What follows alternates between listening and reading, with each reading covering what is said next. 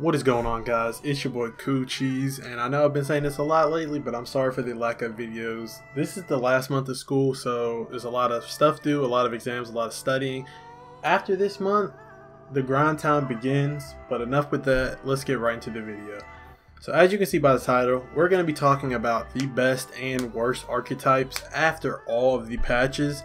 Now, this is just off of my personal experience of seeing people play with them and playing with them myself. So we're going to start off with the best archetypes in my opinion after all the patches, after everything. So we're going to start off with Playmakers. I think Playmakers and point forwards, to me it's the same archetype, it's different height. So when I say Playmakers, just know, or if I say point forwards, just know that I mean Playmakers and point forwards. Playmakers, they hands down have to be one of the best archetypes on the game for sure. One, because they're such a balanced player, and if you have a nice jump shot and you have smart IQ, you can be an insanely dominant shooting playmaker or point forward. It's insane. The reason I say they're one of the best because one, they're insanely balanced. Two, they can speed boost. Three, they have dimer. Dimer is a very, very important badge. It can make that can make the difference from if you're running twos with a playmaker and glass cleaner. That can make the difference from your glass cleaner being able to shoot corner threes and him not being able to shoot corner threes, or make them, I should say. Dimer is a very important badge. It helps everybody shoot, it helps everybody green more shots. But if you know how to use a playmaker very well, it's going to be very hard to stop you and your team, and that's crucial. Now, we're going to move on to shot creators next. My archetype, my favorite archetype, my main player is a shot creator, and I mean it's my favorite archetype. But why I think they are still one of the best archetypes in the game after all this time. One, as far as patch notes are concerned, Playmakers don't really get touched that much. There was a certain time where it was, I don't know if it was just me or a lot of shot creators, but they went completely broke like a few patches into the game. But ever since they've started getting it better, I think they are one of the best archetypes in the game. And here's why. One, if you're 6'4" and under and you're from Sunset, you can speed boost. Now, you're nowhere near as fast as a playmaker, but with the right combos, with the right screens, and just the right IQ, you're just as deadly as a playmaker. And another reason I say this is one of the best archetypes in the game is because of its badges. Shot creators have the greatest combination of 5 upgradable badges in the game. You have difficult shots, mid-range deadeye, ankle breaker, tear dropper, and on top of you being able to speed boost, you have a 93 or up to a 94. It's between 91 and 94 depending on your height. If you're 6'4" and under, it's between like 94 and 91 on 100%.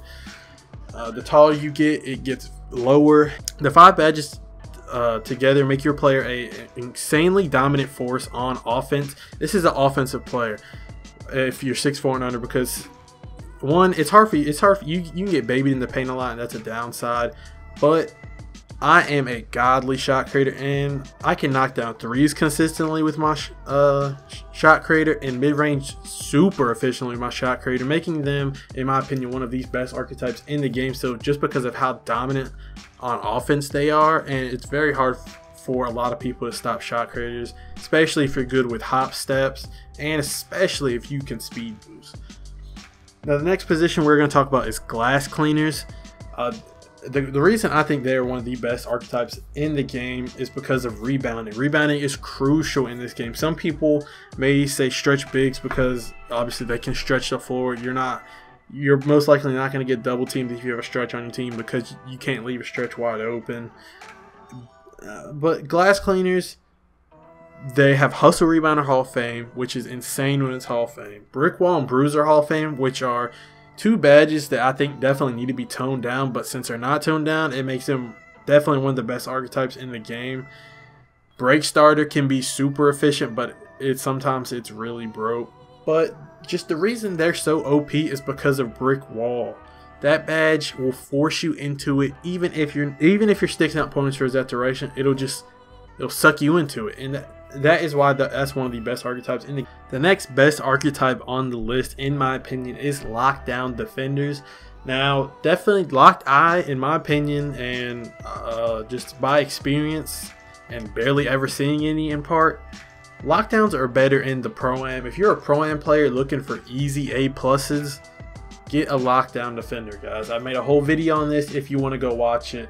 I'll try to link it down in the description if I remember. But they're one of the best simply because of their defense, of their height if you're tall enough, which I definitely don't recommend making a lockdown defender. Anything under 6'7", I would go 6'9" or 6'10" lockdown defender. Their defending, their height, their wingspan, all comes into play on defense. It makes an insane combination.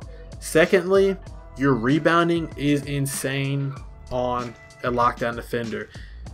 If you max out your agility, you'll have, and at my build, I have an 81 vertical plus a 77 rebounding at 6'9", which makes it insane. I get so high when I'm trying to get the boards. Like, my dude gets insanely high. He snags over glass cleaner and Pro-Am. Another very good archetype in this game, one of the best in my opinion, is the athletic finisher. With the combination of pick and roller, posterizer, or pick and roller and posterizer, it makes, like, they're insane. If there's anybody that is not a glass, a paint protector, or a post, athletics can absolutely baby them.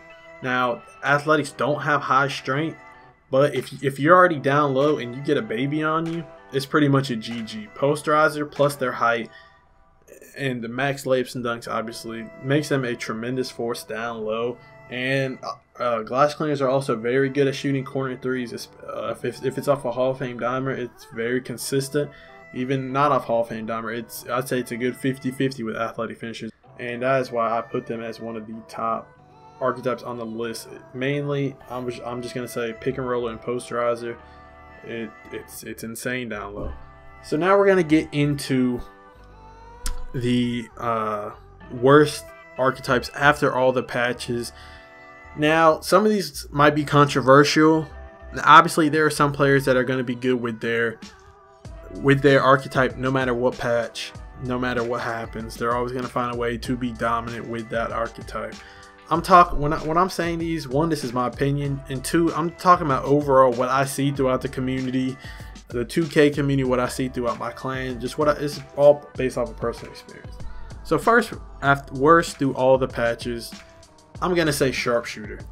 This is the player that has been buffed and nerfed and messed with the most in 2K. 12 patches there has been, and they have been touched on multiple. And the reason I don't think they're that good anymore is because their badges, like, they broke a lot of their badges. They took down the efficiency of them. And two, it's just they took away the post cheese. Or if you're 6'2" or above, you can't speed boost, and then you also can't do the post cheese now, according to Agent Zero's newest video. So that's why I put them at one of the worst now, just because they broke their badges. 94-3 doesn't really mean much now because every archetype can shoot. Every single archetype can shoot. Limitless range isn't as good anymore. It's just like, if any archetype can shoot, why have a sharpshooter? Because that's the only thing you can do. But other archetypes, you can do something else great and also still be able to shoot threes. It kind of just takes away the purpose of being a sharpshooter. Like if you're above 6'2", there's kind of no reason to be a sharpshooter. Next thing is stretch bigs. Now, this is pretty much the same exact thing as sharpshooters with all the badges and shooting and stuff like that. Plus, stretch bigs just, I only know a certain amount of stretch bigs that can actually board very well. They can get horsed a lot. Now, obviously, they can horse if you just have to have the right time and right position and all that. But they're just babies. They get baby down low in the paint with glass cleaners and post scores or paint protectors. Anybody that has high strength, stretch bigs are going to get absolutely babied by them, and that's just a big downside of being a big man. Being big man, you don't want to be able to get babied. That, in my opinion, just takes away the whole point of being a big man. Now, Post scores, I just think that's just a big waste of an archetype in this game, because pretty much you're a big man that gets snagged on by other big men.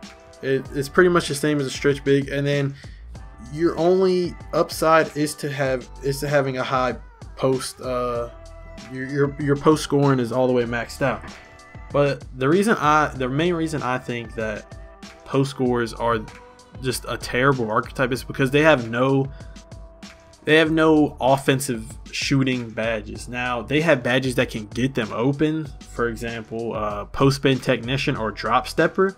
Now, yeah, that can get them open, but after that, like, you have no more like scoring badges that you can get on Hall of Fame. Like, they don't have post hook badge, they don't have a post fade badge, and to me that just completely destroys an archetype if they don't have a badge.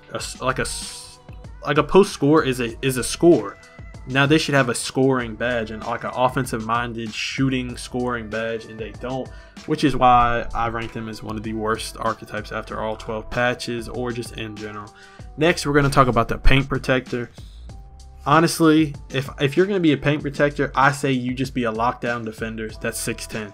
One, you're still a heavy 6'10" lockdown defender, I should say.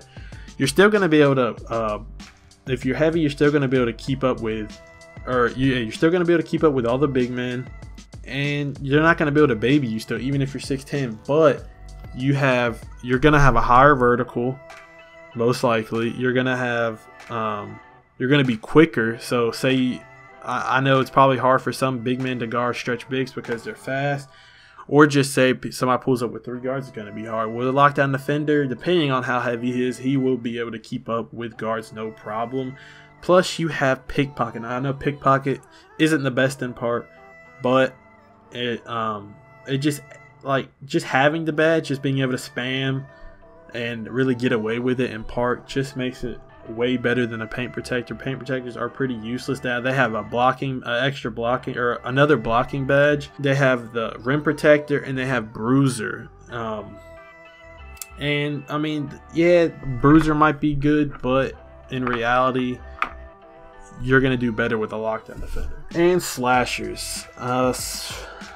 I've seen very little good very little good slashers in this game.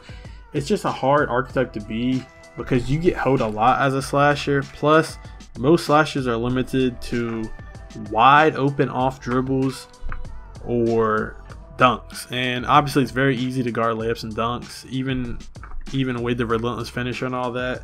You can, if you know how to play defense, then it's very easy to guard a slasher, and like a slasher is never going to be like at the elite level of anybody else. And that's going to conclude this video, guys. I hope you enjoyed this video. This is a longer one, but I haven't made a video in a while, so why not?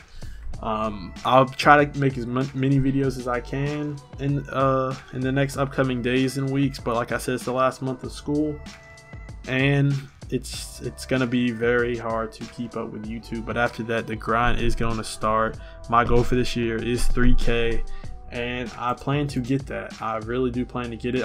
Right at this point, I'm 4 subs away from 800, so thank you guys for that. If I hit it from this video, thank you guys very much. If you made it to the end, you are a real subscriber, and I appreciate you very, very much. And I hope you all enjoyed, and I'll catch you guys in the next one.